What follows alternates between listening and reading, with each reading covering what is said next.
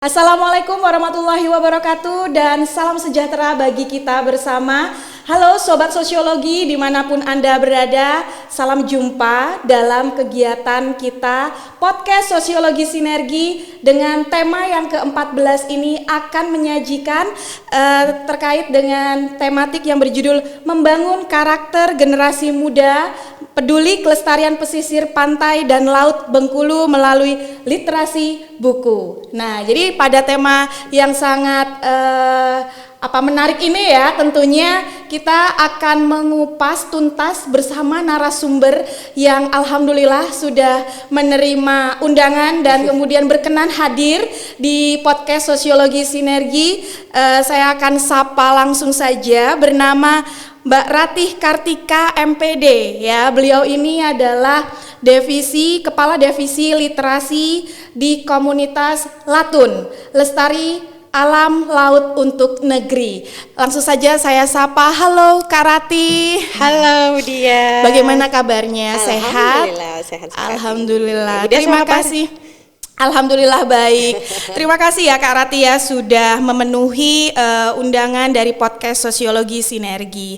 Dan izinkan saya Dias Widiarti akan memandu rangkaian kegiatan podcast pada hari ini. Ya, Kak Ratih tentunya dengan tema yang sangat menarik ini, membangun karakter generasi muda peduli kelestarian pesisir pantai dan laut Bengkulu melalui literasi buku. Ini benar-benar tema yang menarik dan sangat strategis ya, apalagi generasi muda yang hari ini tentunya harus punya kepedulian ya tentang bagaimana lingkungan alam di sekitar kita sebagai salah satu pijakan untuk kehidupan gitu. Nah, dengan tema ini sebenarnya hal-hal apa sih Kak yang ingin ditekankan untuk mengelola literasi informasi kelestarian pesisir, pantai dan laut Bengkulu?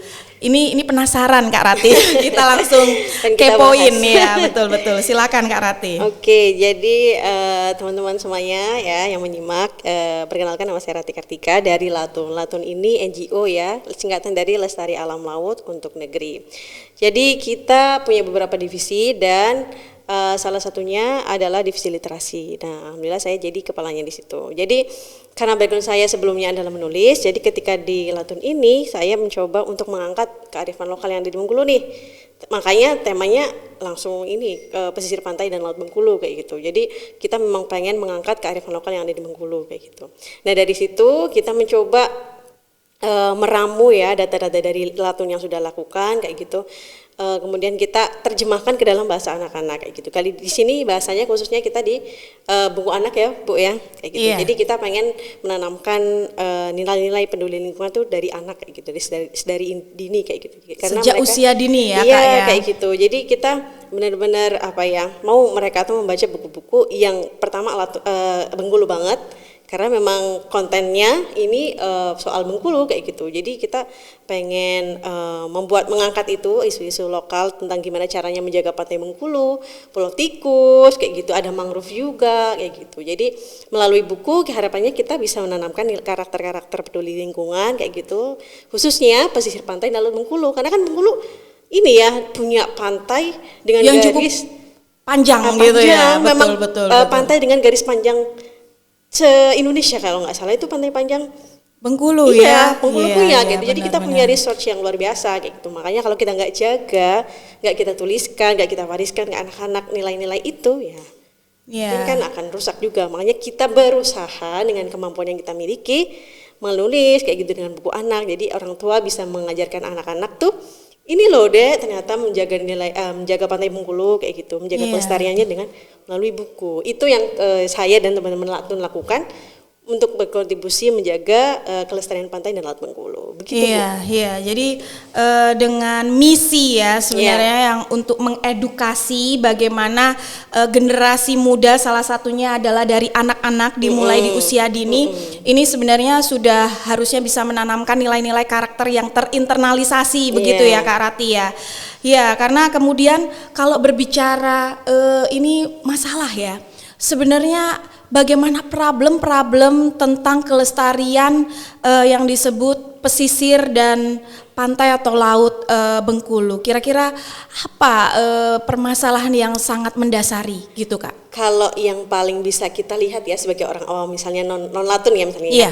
Itu sebenarnya kalau misalnya kita lewat pantai itu ada yang ada kerang-kerang tuh di pinggir jalan tuh yang memang dikomersialkan gitu, sebenarnya kurang tepat karena memang itu kan berarti dia mengambil karang gitu kan dari laut kayak itu. Sebenarnya itu harus ya udah dibiarkan saja, tidak dieksploitasi berlebihan seperti itu. Itu sih salah satu isu yang disoroti sama teman-teman latun kayak gitu. Nah di sini makanya kita coba salah satu konten bukunya mengangkat kalau misalnya di Pulau Tikus tuh harus dilestarikan kayak gitu. Di Pulau Tikus ada kan yang terkenal di Pulau Tikus coba apa Bu Dias? Kalau Nemo ya, ikan Nemonya. Nah, ada ikan Nemo kan. Kemudian terumbu karangnya gitu. Itu kan cantik. Ibu dia pernah ke Pulau Tikus? Pernah, harus dong sebagai warga Bengkulu harus sudah sampai ke Pulau Tikus gitu. Itu kan, Pulau Tikus cantik sekali dan harus eksotis, bikin kita bangga sebagai orang Bengkulu kayak gitu. Makanya kita juga hadirkan di sini Pulau Tikus tuh ngapain aja di sana kayak gitu. Ada konservasi penyunya, ada melihat terumbu karangnya, ikan Nemo itu tadi kayak gitu. Ini hal-hal yang harus kita jaga kayak gitu kepada kita kasih tahu ke generasi muda kalau Pulau Tikus, Pulau Bengkulu punya ya itulah keindahan, kearifan lokal juga kekayaan alam gitu ya, salah satunya dari kawasan pesisir dan pantai gitu. Nah ini kan menjadi penting ya Kak Ratih melalui kegiatan literasi buku ini ya. Mungkin seperti apa sih yang sudah ditulis Kak Ratih? Barangkali ini saya melihat ada semacam arsipnya ya. Iya itu banyak banget judulnya. Apa saja Kak itu? Ini Bu Dias dan teman-teman ya. Jadi bukunya ada 6 judul dengan satu seri. Nah, judul serinya adalah Mengenal Latun dan Keanekaragaman Pesisir Pantai dan Laut Bengkulu. Ini dia bukunya. Oh, jadi itu satu buku satu beda seri, judul. Oh, gitu. Satu seri ada 6 tematik judul ya. Oh, gitu ya. Ini ya, saya bacakan judul-judulnya. Yang pertama Asiknya Botoy-botoy di Pantai Tapak Paderi. Nah ini Botoy-botoy lagu ya. Botoy-botoy lagu dan Bengkulu banget kayak gitu kan. Itu apa sudah jarang kita temui juga kan legenda itu ya. Makanya kita pengenlah mengangkat botoy-botoy itu apa sih botoy-botoy kepada anak-anak zaman sekarang kayak gitu. Keren. Di Pantai Tapak Paderi yang ini ya. Terus yang ini Berani Seperti Tukik. Nah, tukik ini Ibu dia tahu tukik? Itu satu hewan laut ya. Iya, anaknya penyu. Ya benar tukik ya. Oke, bahasa lokal ya. Di sini kita ada apa ya? Konten soal melepas penyu Bu ke lautan. Itu kan karena penyu ini kan menetasnya di darat ya. Kemudian setelah beberapa hari kayak gitu kita lepaskan kayak gitu. Di sini nilainya caranya gimana gitu ya. Bersama teman-teman lah ya. Ya, karena tukik adalah juga hewan yang dilindungi ya, penyu. Gitu. Dan di Bengkulu ada 4 jenis kan. Dari kan di dunia kalau nggak salah 7 penyu di dunia. Salah 4-nya ada di Bengkulu. Salah 4-nya di Bengkulu. Luar biasa alam Bengkulu ini. Ini Berani Seperti Tukik. Jadi kontennya ada ini tokohnya nggak bisa berenang, terus teman-temannya menyemangati itu loh contoh si Tukik tuh dari kecil tuh dia bisa bermil-mil berenang kayak gitu tanpa ibunya gitu. Oke, lanjut Bu. Lanjut ini masih banyak serinya. Seru banget ya. Nah, kalau ini Ayo Selamatkan Penyu Itu. Ceritanya ini mereka 2 tokoh ini ya Bu ya. 2 tokoh ini menemukan penyu di jaringan nelayan, penyu luka. Biasanya penyu ada yang dijual ya, ada yang diperjualbelikan kayak gitu. Padahal kan nggak boleh. Gitu. Nah mereka menyelamatkanlah penyu itu dan mereka bawa ke Latun untuk dikonservasi. Apa sih namanya ya? Rehabilitasi. Semacam itu dirawat gitu ya. Dirawat lagi kayak gitu. Jadi setelah sembuh dia lepas lagi ke lautan. Iya, gitu, karena itu adalah rumahnya, laut itu adalah rumahnya. Jadi anak-anak mencontoh kalau ada penyu misalnya mereka lagi di jalan di pantai Bengkulu kayak gitu nemu penyu yang luka atau segala macam bisa dibawa kayak gitu ke Latun untuk bisa kami rawat kayak gitu, seperti itu. Kemudian ini kemarin tadi udah penyu ya Bu ya, sekarang mangrove ya judulnya. Mangrove Lestari Lingkunganku Berseri. Mangrove ini julukannya apa Bu Dias kalau boleh tahu? Mangrove kata lainnya ya. pohon apa gitu. Bukan, sorry ya, ini kalau barangkali salah. Nipah bukan ya? Bukan ya? Jadi dia punya julukan benteng alami. Oh, benteng alami.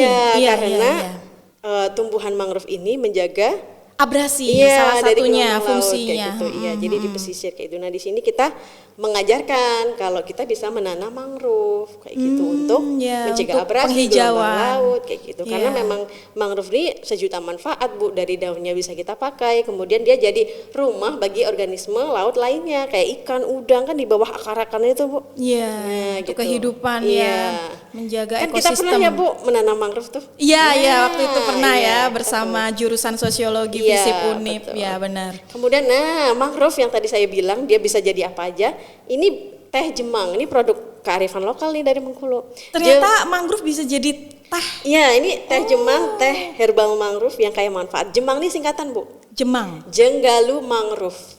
Jenggalu kawasan ya? Nah, kawasannya, kawasan salah satu kawasan yang jadi fokus pelestariannya Latun kan. Jenggalu itu dia juga pernah ke sana.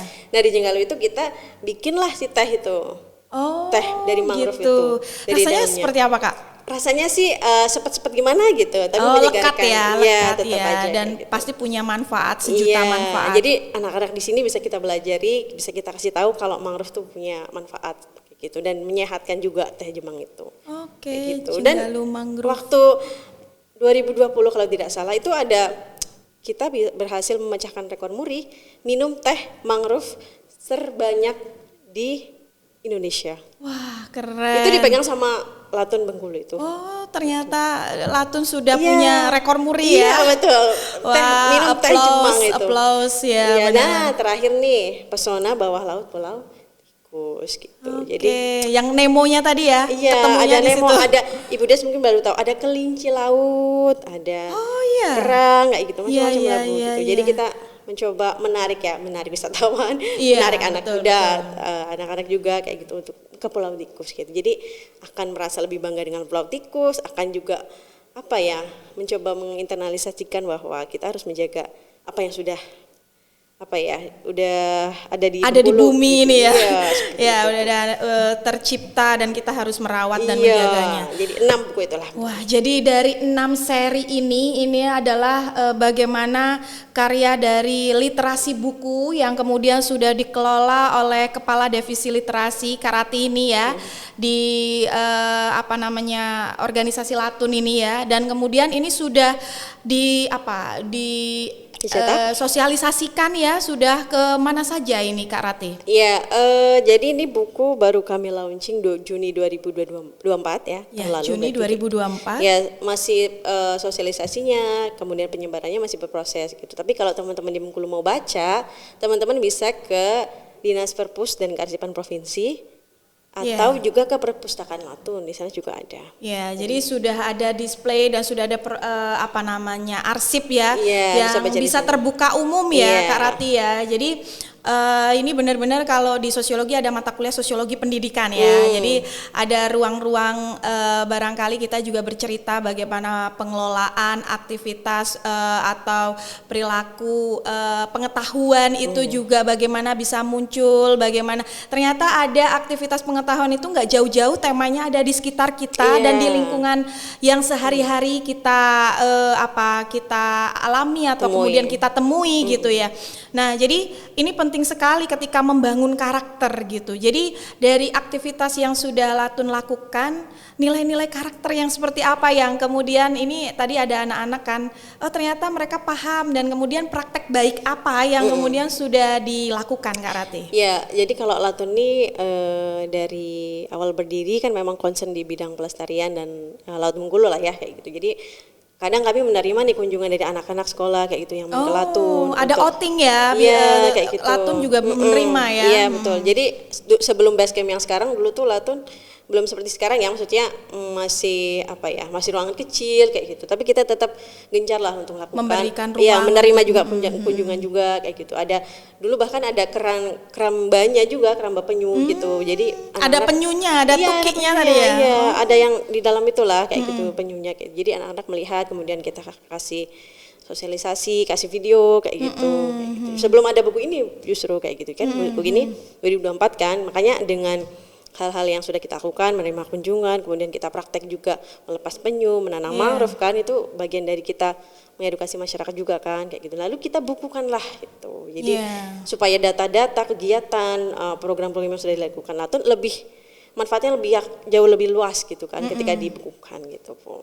Iya, jadi dari tahun 2024 dan sekarang itu sosialisasinya masif ya, sehingga sasarannya itu sudah ke berbagai sekolah misalnya gitu, dan tidak menutup kemungkinan juga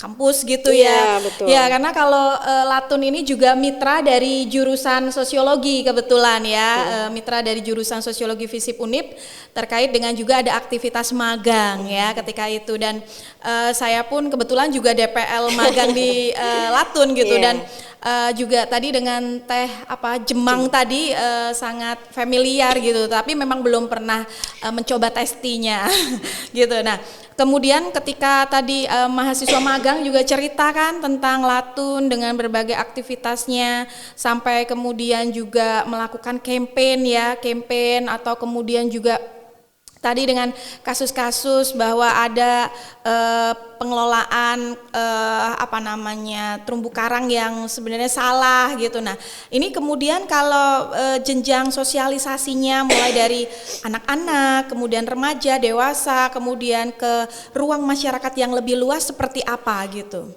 Nah Bu, belum saya ceritakan, jadi setelah jadi buku nih, kami bikin juga animasi Bu. Animasi bentuknya, jadi audiovisual gitu ya?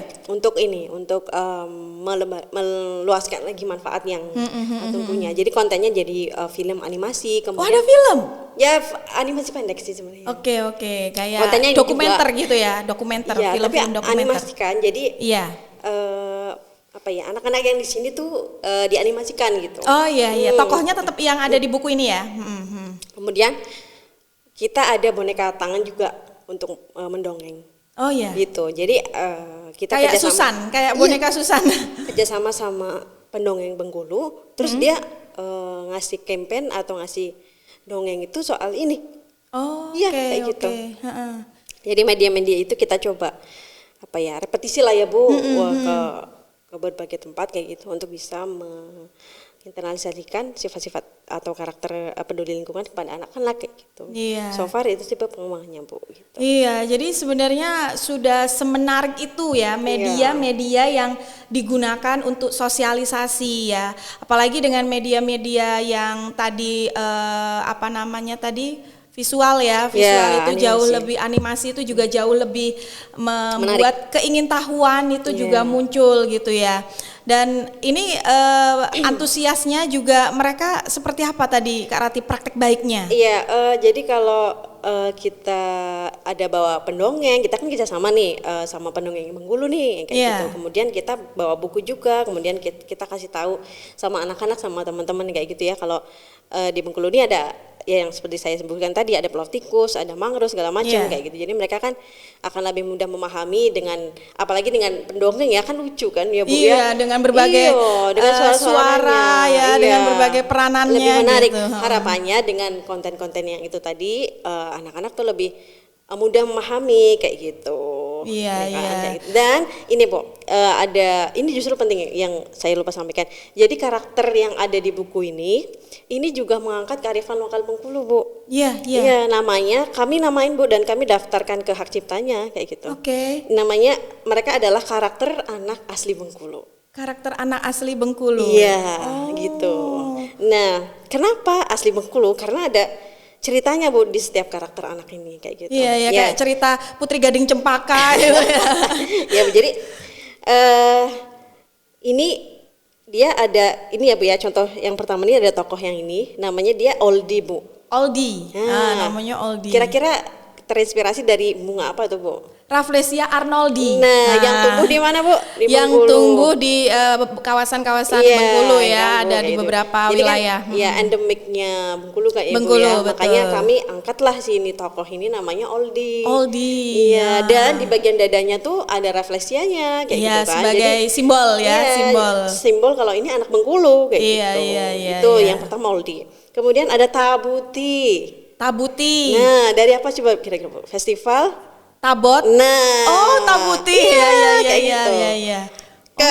Agak-agak apa ya, mind blowing kan ya Bu? Iya. Ternyata Iya. bisa dikreasikan tuh nama-nama yang udah ada di Bengkulu kan kayak gitu. Iya, betul. Dari festival tabut, dari tabut. Ini tabuti versi sebelum upgrade ya. Kalau yang setelah upgrade dia ada ada tabutnya di dadanya kayak gitu. Oh, itu cuman I love Bengkulu ya? Iya, I love BKL itu di kaosnya. Iya, gitu. sebelum didaftarkan akcitanya, ini masih belum upgrade ya. Jadi sekarang tuh tabutinya ini panjang, semuanya panjang nih, celananya panjang, kaosnya panjang, dadanya ada tabut itu kayak gitu. Jadi ini tabuti ya gitu lah. Orang tuh bisa mengasosiasikan kayak gitulah. Kemudian tokoh ketiga nih Bocan. Iya, ini yang pakai keriting nih dua nih cewek nih. Bocan nih agak harus berpikir memang sih. Tapi singkatan dari Bengkulen Cantik. Oh, oke, Bengkulen Cantik karena dia perempuan ya, Bocan gitu. ya. Perempuan hitam manis, ceria, aktif gitu. Nah, ini versi yang belum di-upgrade. Kalau yang setelah di-upgrade ya Bu ya, setelah buku ini cetak dia I Love BKL-nya pindah ke sini. Oh. Gitu. Jadi I Love BKL pindah ke sini kayak gitu. Di Tabuti kan ini tabut itu tadi kayak gitu. Jadi ke semua orang tuh kebagian lah Bu, ini ikoniknya BKL kayak gitu. Nah, terakhir Dolila. Nah, kira-kira dari apa Bu? Waduh, ini kayak main tebak-tebakan ini. Biar seru. Dolila. Saya no clue. Cluenya apa cluenya? Cluenya alat musik Bu. Doll.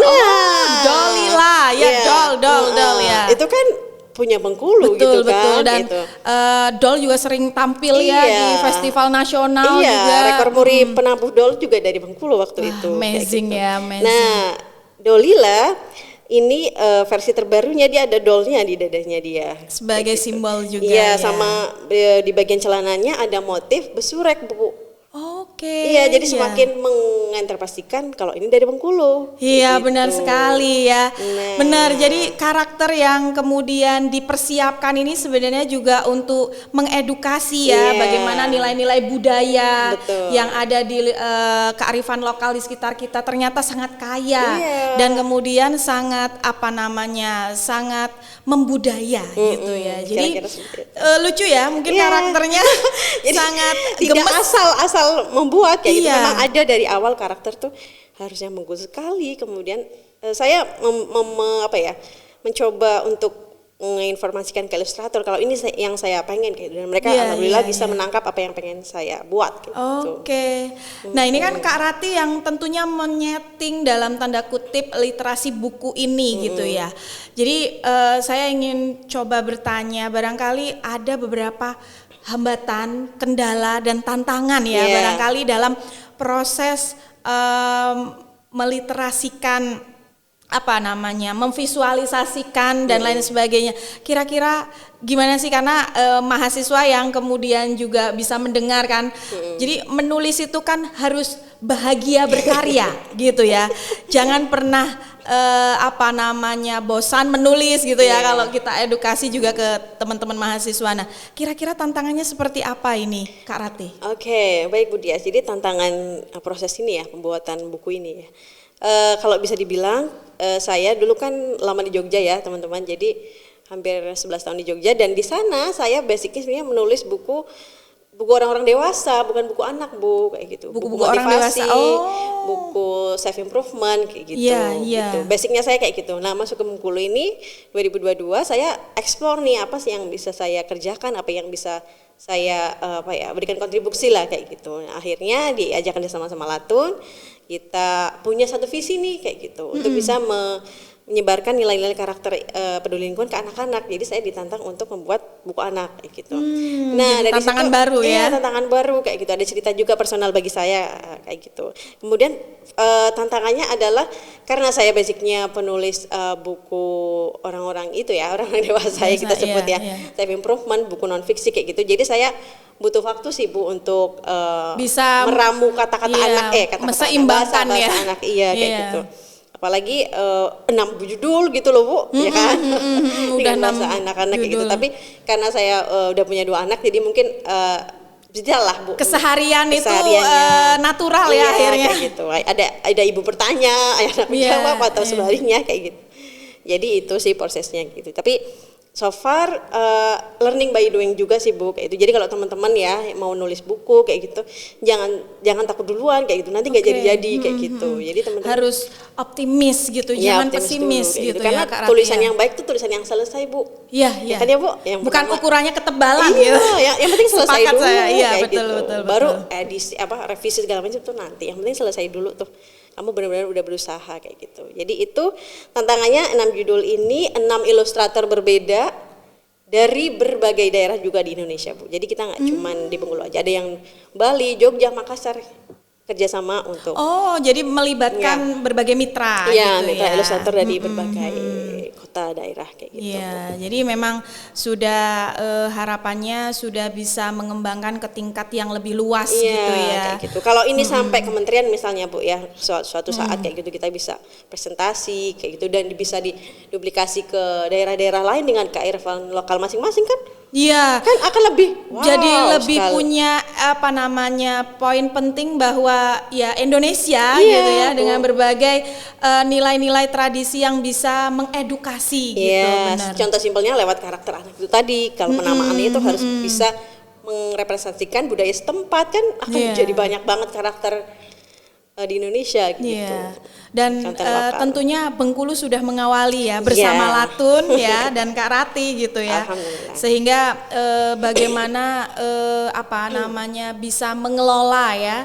Ini bisa ke depannya secara berkelanjutan Iya. misalnya gitu ya. Jadi jangan pernah takut bermimpi gitu dah Iya, Kak Rati ya.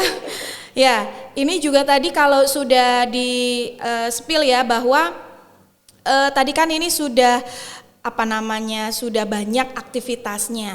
Nah barangkali prestasi-prestasi yang dalam tanda kutip ya membanggakan gitu untuk Kak Rati di bidang devisi literasi ini seperti apa? Apakah ini pernah ikut kompetisi atau kemudian pernah ikut ajang nominasi atau seperti apa nih Kak Rati? Oke, Bu Dian. Sehingga bisa menginspirasi nih teman-teman yang tadi kita sebut jangan takut menulis gitu. Ya. Oke, pas banget podcast ini rekam pas Oktober ya Bu ya. Iya. Jadi tahun lalu kami ikut lomba Bu. Nah, Ikut lomba. lomba. Oktober 2024 kami ikut lomba Latun. Ini membawa apa Bu? Membawa karakter anak asli Bengkulu ini. Iya. Waktu itu lomba di Baperida, Badan Perencanaan dan Inovasi Daerah kalau nggak salah ya Bu ya di Bengkulu. Oh. Di dekat Baitul Izzah itu, masjid Iya. itu. Nah, di situ kita bertanding dengan banyak kelompok mahasiswa, pelajar juga. Umum ya? ya, Umum. untuk inovasi-inovasi daerah kayak gitu. Dan kami alhamdulillah jadi juara 2 Bu waktu itu. Wah, Inovasi applause, produk ya. Kami sudah presentasi soal animasinya, boneka tangannya. Oh, lupa Bu saya ada merchandise-nya juga. Gantungan kunci yang harapannya mungkin ya Bu ya nanti suatu saat pengembangannya UMKM Bengkulu sendiri yang mengerjakan tuh gantungan kunci itu. Jadi Iya. oleh-oleh lah atau segala macam, Oke. ada kaos segala macam kayak gitu mungkin ya Bu ya, kita tidak tahu mitra ke depan seperti apa. Tapi so far itu yang kita presentasikan kayak gitu. Kemudian ada boneka tangan, ya jelas ada buku kayak gitu. Dari situ alhamdulillah juara 2 Bu kayak gitu. Oktober 2024 itu saya ingat. Kemudian prestasi lain itu ini membawa saya sama Latun sih Bu, karena ini yang juara 1 alhamdulillah saya Bu kayak gitu. Jadi tapi saya mengangkat buku Latun juga kayak gitu. Iya. Nah, saya ini adalah buku yang alhamdulillah saya tulis bersama teman-teman penulis Bengkulu Bu. Jadi waktu itu ada lomba. Ini bahkan baru tahun ini Bu keluar. Oh. Judulnya ya Bu ya, Potret Kearifan Bengkulu Merekam Budaya dan Adat Istiadat dalam Literasi. Wah, Nah. iya, potret kearifan lokalnya ya. Iya, jadi ini buku baru sekali yang masuk jadi karyanya Dinas Perpustakaan Provinsi Bengkulu kayak gitu dan bekerjasama dengan Perpusnas Press. Jadi Perpustakaan iya, iya. Nasional Jakarta kayak gitu. Jadi alhamdulillah dari 75 diseleksi jadi 15 tulisan itu dicari 3 juara Bu. Alhamdulillah saya juara 1-nya Bu kayak Wah, gitu. Dan iya, saya mengangkat selamat, mengangkat soal itu tadi, pesan-pesan yang pengen saya sampaikan ke anak-anak lewat ini karakter dan bukunya kayak gitu. Iya, iya, Jadi ini iya. masih nyambung lah Bu kayak gitu. Iya, iya. Gitu. Jadi dari merekam budaya dan adat istiadat itu dari berbagai wilayah ya. Iya. Bengkulu punya 9 kabupaten dan Iya, 1 kota gitu ada, ya. Ada yang mengangkat ke Pahiyang, ada yang Oh Sarawak kayak gitu. gitu. Nah Jadi ini bukan wajib, Bengkulu semua. ini wajib ini kalau orang Bengkulu harus baca gitu Iya, ya. yang concern sama literasi, budaya, Betul. adat istiadat boleh baca. Search, dan ini juga ada di perpustakaan Iya, daerah ya, ada, sudah ya. terbuka umum Iya, gitu. gitu. Dan tentunya memperkaya bagaimana konten lokal gitu ya, bahwa ya kita jangan bangga dengan ankulturasi budaya dari luar Iya. gitu. Kita harus menonjolkan bahwa siapa kita. Kita adalah Indonesia, kita adalah misalnya warga atau masyarakat Bengkulu misalnya ya, untuk kemudian kekayaan kita juga perlu kita sampaikan ya melalui salah satunya penulisan buku ini. Dan tentunya juga Kak Rati tadi ya dengan menjadi apa ya namanya pemenang ya, tentunya ini kan juga bisa menginspirasi gitu ya, menginspirasi. Betul. Jadi sebenarnya menulis itu apa yang menjadi sulit kalau apa yang harus kita kalahkan itu menurut Kak Rati apa? Kalau yang harus dikalahkan itu apa? Apa Kak? Mood buster gitu ya, yang harus kita kalahkan. Jadi kita jangan sampai dikendalikan sama mood, tapi kita yang harus mengendalikan mood itu kayak gitu. Iya, karena kalau dibilang setiap hari itu kita pasti nggak ada yang nganggur ya, ada aja yang dikerjakan gitu ya. Tapi bagaimana bisa mengelola waktu itu dengan seefektif mungkin gitu ya Kak. Gitu. Jadi ini tuh jadi apa ya? Mungkin teman-teman bisa makin terbuka. Oh ternyata karir menulis itu nggak cuman ASN, nggak cuma guru dosen yang punya NIP kayak segala macam teman-teman NGO, teman-teman di luar gitu juga bisa berkarya kayak gitu loh. Dan terbuka umum, apalagi juga dengan tema-tema yang mengedukasi, menginspirasi gitu ya. Mengangkat konten lokal itu insya Allah masih banyak lah Bu kesempatan. Dan juga dengan isu-isu strategis ya, misalnya tentang isu kelestarian lingkungan gitu ya. Karena saya kalau kemudian di kelas nih suka menyampaikan sebenarnya kita itu sedang pinjam generasi di masa depan loh, hari ini gitu ya. Gimana itu Bu? Iya, kalau kemudian hari ini kita sudah abai, masa depan kita siapa lagi yang memikirkannya? Oh iya. Iya kan Kak, jadi melalui Kak Rati ini adalah salah satu solusi-solusi ya untuk menyelamatkan bagaimana masa depan di kemudian hari gitu, agar kita masih bisa cerita. Ada tadi ya misalnya ada Tuki, ada ikan badut itu tadi kayak gitu. Kemudian juga ada mangrove dengan sejuta manfaatnya gitu ya. Jangan sampai kemudian semua mangrove itu nanti menggunakan palsu, kan lucu ya. Kita cor beton. Iya, ya jadi Bentengnya bagaimana reboisasi itu juga semasif mungkin dilakukan. Nah ini benar-benar saya harus katakan bahwa ruang-ruang belajar ya mulai dari anak-anak saja sudah harus dibuka gitu ya wawasannya, pengetahuannya. Dan saya juga barangkali nanti akan kepo ya untuk menunjukkan atau mensosialisasikan khususnya gitu ya ke anak saya gitu. Karena ya salah satunya tadi kalau tidak sekarang kapan lagi? Betul. Kalau bukan kita siapa lagi? Gitu nggak Kak? Iya. Betul. Nah ini benar-benar salah satu yang harus dilakukan ya, karena teman-teman di jurusan Sosiologi FISIP Unip itu juga beraktivitas kolaborasi bersama Akar ya waktu itu juga yang tadi saya bilang membuat olahan dari mangrove gitu ya. Jadi apa Bu? Ya jadi teh tadi ya, maksudnya ikut mengedukasi atau ikut berkolaborasi gitu. Dan sebenarnya itu juga bisa menjadi kreativitas ya mahasiswa dan kemudian juga nilai-nilai di lingkungan sekitar gitu ya Kak Rati. Nah jadi tentunya dengan berbagai capaian ya yang sudah dihasilkan, kira-kira Kak Rati ingin berpesan seperti apa untuk generasi muda agar sesuatu yang hari ini sudah dimulai itu tidak diakhiri dengan begitu saja dan sia-sia. Silakan Kak. Kalau pesan ya untuk teman-teman, entah teman-teman mahasiswa ataupun para parents, orang tua ya yang punya anak-anak mungkin ya Bu ya, yang dia pengen memberikan pengetahuan soal konten lokal itu bisa membaca buku ini. Kemudian pesan-pesannya adalah ya teman-teman, kita sebagai generasi sekarang yang masih punya bumi layak dihuni. Kalau masa depan mungkin nggak tahu ya Bu ya, buminya tidak layak huni mungkin. Jadi seberapa kaya pun kita, kalau kita oksigennya nggak ada ya kita kan nggak bisa bernafas juga gitu. Makanya apa ya, kita mungkin butuh beberapa waktu untuk refleksi sih Bu, karena dengan gempuran sosial media yang gaya hidup yang impulsif segala macam, itu alam lingkungan itu bukan jadi masalah besar lagi gitu loh Bu. Itu kayak apa sih kayak itu, ya udahlah sampah kayak itu, ya udahlah banjir di sana juga gitu, nggak di sini kayak gitu. Makanya kita mungkin cukup lalai, cukup abai dengan kondisi lingkungan yang ada sekarang. Padahal itu tanggung jawab kita. Gitu. Bumi kita cuma berapa Bu? Iya. Cuma satuan ya Bu. Satu. Iya, di planet gitu. Cuma satu bumi. Iya, makanya kalau bukan kita siapa lagi yang sayang sama bumi ini kayak gitu. Makanya kita harus bisa melakukan hal-hal yang mendekatkan kita dengan hal-hal baik untuk bumi. Entah misalnya kita pilah sampah organik, non organik misalnya di rumah. Contoh kecil ya, contoh kecil ya Kak ya.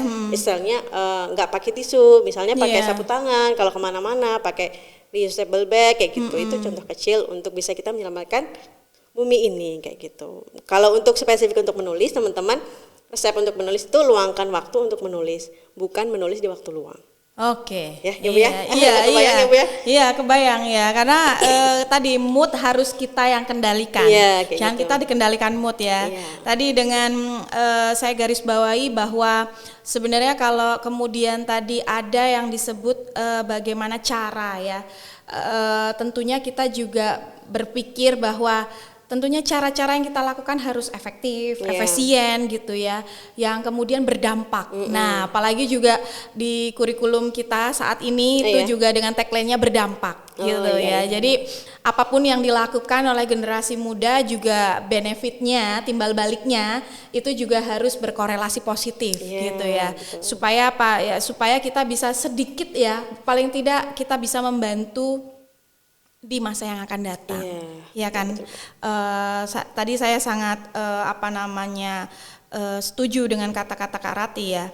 Nah tentunya dengan tadi ada tips-tips ya, cara-cara yang jitu gitu ya untuk bagaimana untuk bisa menulis dan membuat karya gitu ya. Apalagi ini yang paling penting juga cara mensosialisasikan gitu ya. Kalau ini kan ketokohannya adalah anak-anak gitu ya. Nah tadi dengan berbagai berbagai peran ya. Tadi ada Odi, ada Tabuti, Bocan, dan Dolila ya. Tadi tokoh-tokoh itu juga yang sebenarnya punya karakter yang membawa pesan gitu ya. Jadi tentunya dengan adanya podcast pada hari ini di tema yang ke-14, kita sangat bangga dengan bagaimana karya anak muda gitu ya, kemudian karya dari lembaga salah satunya Latun yang kemudian sudah sejauh ini bisa berkesinambungan, bisa bersosialisasi dan bisa tentunya adalah melestarikan kawasan pesisir, pantai dan laut. Ya, barangkali saya sedikit menyampaikan jangan lelah mencintai bumi ini gitu ya. Karena kalau kemudian sudah berbicara give up gitu ya, tentunya tidak ada jaminan siapa yang harus bisa kita libat sertakan ya. Jadi memang ada kepedulian yang harus disadarkan gitu. Nah ya barangkali dengan pembahasan kita yang cukup kompleks ini, apa yang ingin disampaikan barangkali ini adalah closing statement dari Kak Ratih untuk teman-teman generasi muda dan kemudian juga ini untuk anak-anak ya, artinya apalagi dunia anak-anak tuh sangat natural, masih sangat perlu pendampingan. Kira-kira seperti apa? Oke Bu, jadi kalau saya ingin berpesan utamanya untuk anak-anak plus orang tuanya adalah boleh belikan buku macam-macam Bu. Mau soal terima kasih, tolong soal buku, soal agama misalnya ya, soal kisah-kisah Nabi Rasul, oke sekali. Tapi juga mungkin teman-teman orang tua boleh bacakan buku-buku bertema lingkungan. Itu ya Bu ya. Jadi karena apa? Karena memang generasi alfa sekarang beta loh Bu, udah kan? Iya, ya kan udah generasi beta sekarang. Sudah beta jadi, sekarang. Kalau anak-anak saya masih alfa. Ya kan anak-anak kita masih alfa. Sekarang udah generasi beta dan mereka generasi yang mau dapat warisan kerusakan bumi, Bu. Nah itulah tadi. Nah itu, jadi aduh ya Allah itu kan kayak kebayangnya apa ya, mereka tuh sebenarnya masih bertumbuh kayak gitu, tapi buminya belum layak huni kayak gitu kan, udah nggak layak huni. Jadi kita sebisa mungkin para orang tua ya mengalokasikan lah ya Bu ya, beli buku tuh soal lingkungan juga kayak gitu. Buku apapun tidak terlepas dari buku ini aja kayak gitu, soal lingkungan kayak gitu. Jadi mereka akan apa nih, karakter peduli lingkungannya tuh akan kita tumbuhkan kayak gitu. Karena soal misalnya apalagi sekarang Ibu ya, teknologi Masya Allah, bener-bener, iya tuh. Adab, kita nggak pernah tahu ya Bu ya canggihnya apa di 5 tahun lagi gitu loh Bu. Mungkin ada hologram, di sini ada orang segala macam itu kan.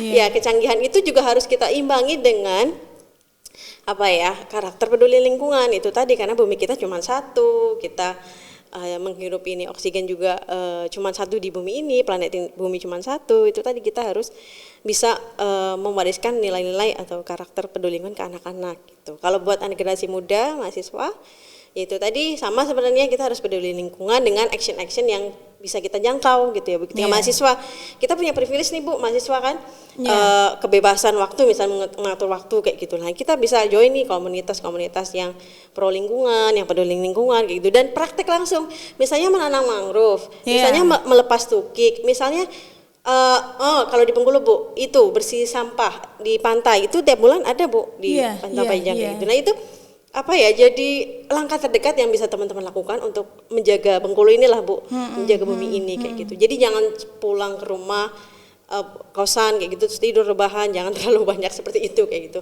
Plus kalau misalnya ikut organisasi juga nggak apa-apa, diimbangi dengan sama aktivitas lingkungan itu tadi, karena itu yang bisa membuka mata kita kalau misalnya memang benar sih ini tanggung jawabku juga kayak gitu.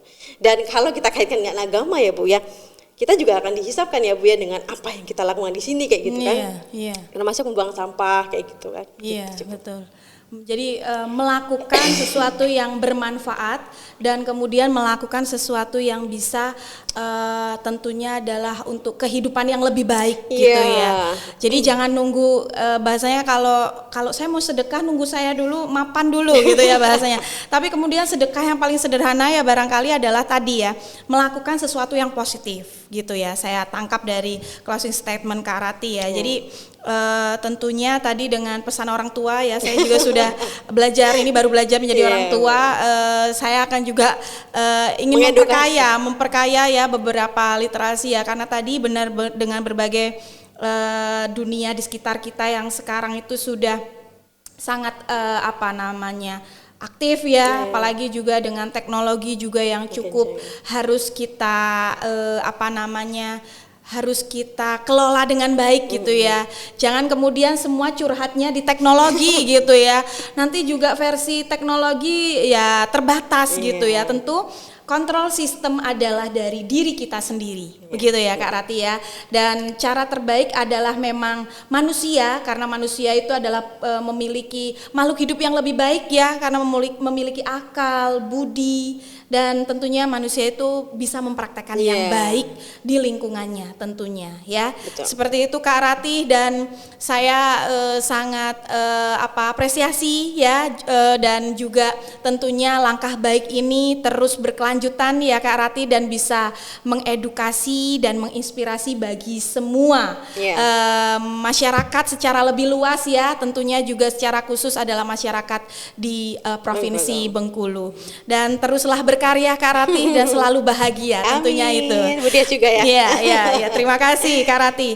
Ya, baik Sobat Sosiologi dimanapun Anda berada, tanpa terasa di tema ke-14 ini yang sangat menarik ya, tentang membangun karakter generasi muda peduli kelestarian pesisir, pantai dan lautan Bengkulu melalui literasi buku. Tanpa terasa ini sudah memasuki ujung waktu gitu ya. Tentunya jurusan sosiologi melalui podcast Sosiologi Sinergi akan menghadirkan berbagai narasumber dengan literasi yang sangat menginspirasi. Jadi Kak Rati nanti jangan kapok ini diundang kalau untuk ke podcast jurusan Sosiologi Sinergi ya. Dan kita juga mengucapkan pada hari ini adalah tanggal 2 Oktober ya. Kebetulan ini adalah Hari Batik Nasional dan kita bangga dengan budaya-budaya yang ada di sekitar kita, adalah salah satunya adalah budaya batik dengan nilai kearifan lokalnya. Ya, terima kasih Kak Rati. Sama-sama, dan Ibu. saya Semoga menginspirasi. saya mewakili dari kru yang bertugas mengucapkan terima kasih, dan tentunya kita tutup dengan, karena di sosiologi ada sinergi, satu kata yang selalu